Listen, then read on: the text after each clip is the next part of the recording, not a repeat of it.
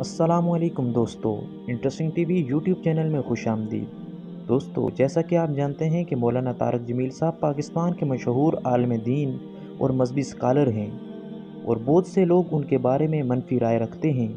آج ہم آپ کو مولانا طارق جمیل صاحب کے بارے میں دارالعلوم دیوبند کا فتویٰ دکھائیں گے،